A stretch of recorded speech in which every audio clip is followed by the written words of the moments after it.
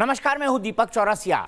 इस वक्त हम कोरोना के खिलाफ जंग लड़ रहे हैं और न्यूज नेशन इस मसले पर आपके लिए स्पेशल कवरेज लेकर आया है। हम आपको अफवाहों से सावधान करते हैं। हम आपको ये कहते हैं कि सरकार जो खबर दे रही है वही ऑथेंटिक है। प्रधानमंत्री जी ने जो लॉकडाउन की अपील की है उसको बिना कष्ट के किसी को भी मानना है, क्योंकि यही बचाव का एकमात्र तरीका है। इस बीच एक कंपनी वोएगर इन्फोसेक की एक रिपोर्ट सामने आई है जिसमें बताया जा रहा है कि चाइनीज वीडियो का जो शॉर्ट फॉर्म का वीडियो देने का जो सोशल मीडिया का प्लेटफॉर्म है टिकटॉक, उसके अंदर कुछ ऐसे टिकटॉक वीडियोस आ रहे हैं जिसमें यह जताने की कोशिश की जा रही है कि मुस्लिम समुदाय को कोरोना से नहीं डरना चाहिए, ये अल्लाह की एनआरसी है वगैरह वगैरह। अब इन वीडियोस को हटाने की पहल हो रही है। इन वीडियोस के अंदर यह जताने की कोशिश की गई है, रिलीजियस सेंटिमेंट भड़काने की कोशिश की गई है, और जो कुछ देश के अंदर नहीं हो रहा है, जो कुछ हो रहा है उसको तोड़ने की कोशिश की जा रही है, यानी लॉकडाउन के खिलाफ बातें कही जा रही हैं।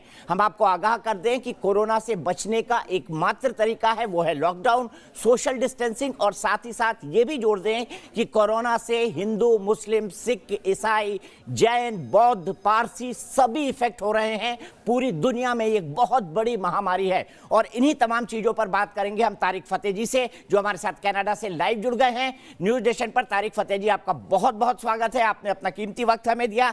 तो हम आगाह करना चाहते हैं आपको इन वीडियो के खिलाफ। ये वीडियो कौन बना रहा है, क्योंकि बहुत ही प्रोफेशनली ढंग से बने हुए वीडियो है। वोएगर इन्फोसेक ने इससे जुड़ी हुई एक रिपोर्ट गृह मंत्रालय को सौंपी है और रिक्वेस्ट करी है क्योंकि जो पहला वीडियो डाला जाता है उसके बाद जो व्यक्ति शेयर करता है उसके बाद वो दोनों अकाउंट डिलीट कर दिए जाते हैं। ऐसे 30,000 वीडियो की पहचान की गई है। सीधे चलता हूं तारिक फतेह जी के पास। तारिक फतेह जी, आप भी सोशल मीडिया से बहुत जुड़े रहते हैं, आपको भी इन वीडियोस की जानकारी जरूर मिली होगी। मैं सबसे पहले आपसे जानना चाहता हूं और यह समझना चाहता हूं कि कई लोग ऐसे हैं, जिनमें एक मशहूर शायर मुनव्वर राना का इंटरव्यू मैंने किया और उन्होंने कहा कि कोरोना तो कोई संकट ही नहीं है। क्या हमको यह समझने की जरूरत नहीं है कि मौत हमारे दरवाजे पर आहट दे रही है? देखिए, एक सोच ऐसी है कुछ मुसलमानों में, मैं सबका तो नहीं कहूंगा, कि जिंदगी शुरू ही मौत के बाद होती है। ये एक बड़ा ही एक अजीब सी सोच है, लेकिन अब तक हम इसको निगलेक्ट करते आ रहे हैं कि भाई ये किसी पागल की सोच होगी, ये ऐसी बेकार दो चार लोग कर रहे होंगे। मैं भी मुसलमान हूँ, मुसलमान घर में पैदा हुआ हूँ, माँ मेरी मुसलमान, बाप भी मुसलमान, हम पंजाब से हैं। मैंने कहीं नहीं ये ऐसी बात सुनी कि कोई बच्चों को ये बता रहा हो कि ये गलत बात है, जिंदगी ये है और जो तुम्हारे करतूत हैं उसका हिसाब होगा ऊपर जाके। ये कहना कि मौत का इंतजार करो क्योंकि मरना ही हमारे नसीब में है, ये बात लेके जो इंट्रोड्यूस हो रही है, ये इंतहाई डेंजरस है। और ये सिर्फ आप किसी एक जमात के उस पे नहीं डाल सकते हैं। जमात इस्लामी है, जमीयत उलमा हिंद है, ये आपके ताज़ा जो लोग निकले हैं निज़ामुद्दीन से, वो लोग हैं। ये सोच इसलिए बढ़ती जा रही है क्योंकि इसको काउंटर करने के लिए कोई नहीं है। देखिए, आप जब भी टेलीविज़न पे हिंदुस्तान में मुसलमान शो करना चाहते हैं तो आप किसी मौलवी को लेके आते हैं। हम तो आपको भी शो कर रहे हैं सर, हम तो आपको भी शो कर रहे हैं। हम तो लेकिन मैं वो एंटी वायरस हूँ ना, वायरस का, इसलिए मैं, और काश कि मैं हिंदुस्तान में रहता ताकि इसमें मैं खुद इस जंग में हिस्सा लेता। लेकिन मुसलमान का एक कैरिकेचर बन गया है कि ये बड़े भाई का कुर्ता और छोटे भाई का पजामा पहने हुए, बगैर मूंछों के, दाल कटी भी थूकते हुए इधर उधर, ये बनता जा रहा है। और इससे डिफेंसिव मैकेनिज्म ये है मुसलमानों का। उन्होंने कहा अच्छा आपको इतराज है, अब देख लेंगे क्या कर सकते हो तुम, हम पूरा हिंदुस्तान के मालिक हैं हम। आप ही ने सुना होगा, वो आपके तेलंगाना के पॉलिटिशियन से पूछा गया तो उन्होंने कहा ये चार मीनार किसका, ये हमारा, ये ताजमहल किसका, ये हमारा। यानी अभी तक ये रिकग्निशन नहीं हुई है कि जो तैमूर साहब, औरंगजेब साहब जुल्म कर चुके हिंदुस्तान पे, जो बाबर ने सत्यानाश किया, अब तक हम लोधी के नाम पे पार्क और सड़कों के नाम रखे हुए हैं, ये हमारा शिफ्ट नहीं हुआ अभी तक। और इसीलिए 70 साल से ये बेहुदा हरकतें टॉलरेट की जा रही हैं। मैं आज के मौजू माहौल पर आता हूं। सबसे पहले आपसे जानना चाहूंगा, मौलाना साद जो मरकज के प्रमुख हैं और जिनका एक वीडियो वायरल हुआ, सबसे पहले मरकज से शुरुआत करते हैं। एक ये संदेश जा रहा है कि मरकज क्या देश में इतने सारे कोरोना पेशेंट चले गए, नोइंगली चले गए, अननोइंगली चले गए, मैं तो यही कहूंगा अननोइंगली चले गए, लेकिन यह भी एक हकीकत है कि उनके चलते संक्रमण फैला है। क्या आपको नहीं लगता कि मौलाना साद के खिलाफ कड़ी से कड़ी कार्रवाई होनी चाहिए? उनको देश के सामने आकर इस बात की सफाई देनी चाहिए कि वाकई उन्होंने पहली तकरीर में क्या कहा और बाद में वो क्यों लॉकडाउन का एकाएक समर्थन करने लगे? ये चीजें आपको नहीं लगता कि देश इस वक्त जानना चाहता है? क्योंकि देश एकजुट खड़ा है और कुछ चंद लोग हैं जो ऐसा कर रहे हैं। देखिए, मैं आपको बताऊं, आपके टीवी शो पे वो भी आके वो आपको बेवकूफ बना के चले जाएंगे। वो इतनी जलेबियां बनाएंगे कि आपको एज अ होस्ट समझ में नहीं आएगा कि ये कह क्या रहे हैं। वो जब माइक ऑन होता है वो कुछ और कहते हैं, जब माइक ऑफ हो जाता है वो कुछ और कहते हैं। जैसा माहौल होता है, जैसा होस्ट होता है, वैसी वो बात करते हैं। आपने पुलिस को, इन्होंने कहा कि 1000 आदमी अंदर से निकले, 4000। इतना बड़ा झूठ बोल दिया, एनएसए इन्वॉल्व हो गए उसके अंदर, उसके बावजूद। और मौलाना साहब को आप पकड़ लें, ना पकड़ें, बंद करें, इसका एक इलाज है, आप इस वक्त जाके मरकज को सील कर दें। मरकज जो ये नाज़िमुद्दीन में है, इसको सील करके बंद करें और बोलें यहां this is a place of crime. तो जिस तरह क्राइम का सीन लॉकअप हो जाता है, बंद कर दें, देखी जाएगी। आओ, जो किस मौलाना ने क्या करना है देख लेंगे हम। एक आम आदमी के समझने के लिए तबलीगी जमात, मरकज, ये शब्द अभी सुनने में आए हैं, लेकिन ये संस्था है लगभग 1920 से चल रही है। मैं आपसे जानना चाहता हूं कि अल्लाह की बातों का प्रचार करना, ये तबलीग का मतलब होता है कि अल्लाह की बातों का प्रचार करना, जमात का मतलब होता है समूह और मरकज का मतलब होता है केंद्र। तो अल्लाह कहता क्या है? ये क्या उसको डिस्टॉर्ट करके पेश कर रहे हैं?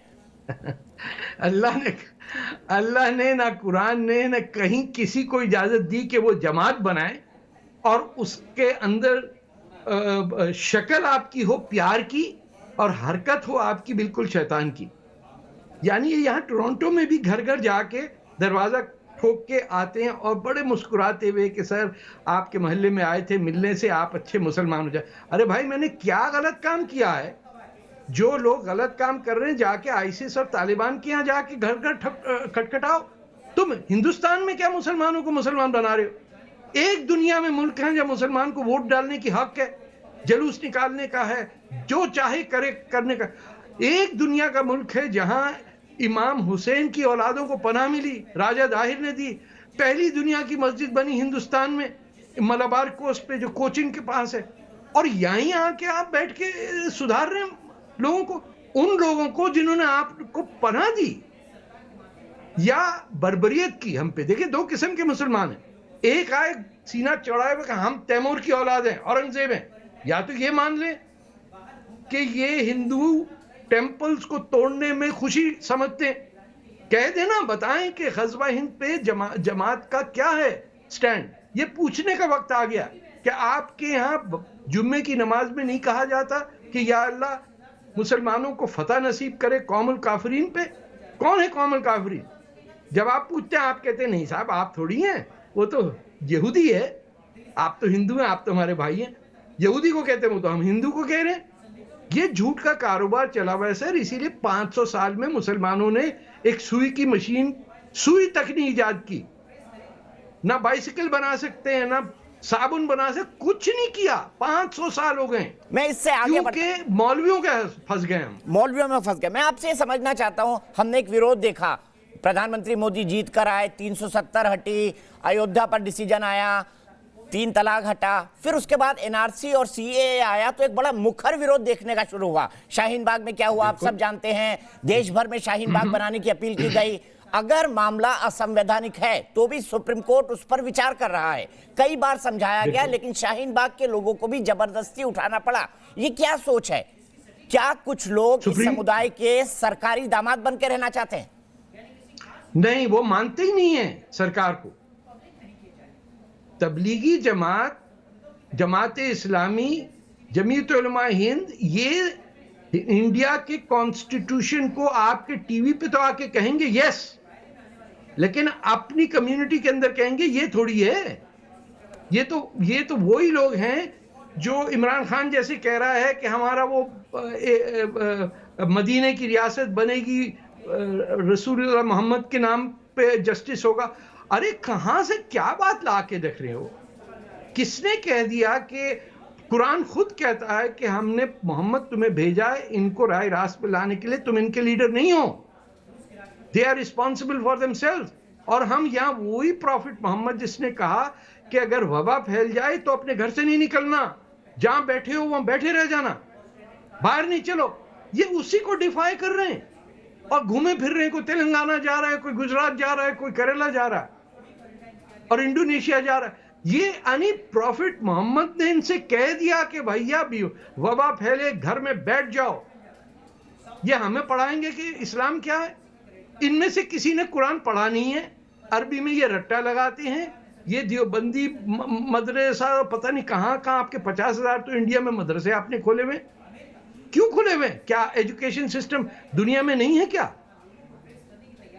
कमाल कर दिया, हद हो गई है बिल्कुल कि कोई इनके सामने खड़े होने के लिए तैयार नहीं, डरते हैं लोग। मैं वही समझना चाहता हूं। अगर आप ऐसा सोच रहे हैं, हालांकि आपके आलोचक ये कहेंगे कि मैं आपसे कठिन सवाल नहीं पूछ रहा हूं, मैं आपको एम्बेरस नहीं कर रहा हूं, मैं आपकी खिंचाई नहीं कर रहा हूं, क्योंकि आप ना मैं आपको एक एक्सक्यूज दे रहा हूं अपनी तरफ से। मेरे लिए क्या तर्क बोला जाएगा मैं ये कह रहा हूं, लेकिन आपके बारे में कहेंगे भाई वो तो इस्लाम के आलोचक है, वो तो इसीलिए फेमस है क्योंकि इस कट्टरपंथी इस्लाम की आलोचना, कट्टरपंथी इस्लाम की आलोचना करते हैं, इसलिए आप ये सब बातें बोल रहे हैं। लेकिन इसकी हकीकत क्या है? देखिए, मैंने एक किताब लिखी थी, the tragic illusion of Islamic state, award winning किताब है, 10 साल हो गए। हिंदुस्तान में उसके हिंदी में भी ट्रांसलेशन बिक रही है। मैंने 10 साल एक स्टडी किया कि ये जो 8वीं सदी के अंदर हिंदुस्तान पे हमला हुआ अरबों का, ये कौन लोग थे, इनको क्या तकलीफ थी? पता ये चला कि ये आए इमाम हुसैन की औलादों को मारने के लिए सिंध में, जहां राजा दाहिर ने उनको पनाह दी थी। फिर ये करल के अंदर मारने आए, जहां के बादशाह ने इनको मस्जिद के लिए जमीन दी। वो अरब जो कि प्रॉफिट मोहम्मद के दुश्मन थे, वो उमय्यद डायनेस्टी बन के हिंदुस्तान पे हमला कर दिया। अच्छा, फिर आपने पहला मिनिस्टर जो बनाया एजुकेशन का, वो बनाया एक सऊदी बॉर्न अबुल कलाम आजाद। उन्होंने पूरे आपके जो सिलेबस होता है उससे हर वो रेफरेंस जिसका राजा दाहिर से ताल्लुक था वो खत्म कर दिया। आप पूरे इंडिया में किसी से पूछिए राजा दाहिर कौन है, किसी को नहीं पता, क्योंकि सच आपको हटा के कहीं हिंदुस्तान का मुस्लिम वोट बैंक कांग्रेस से अलग ना हो जाए। ये फाउंडेशन डॉक्यूमेंट था 1947 में। नेहरू जी ये कहते थे कि हिंदुस्तान के मुसलमान को इंडिया रिप्रेजेंट करता है। ठीक है, उनकी पॉलिटिक्स थी।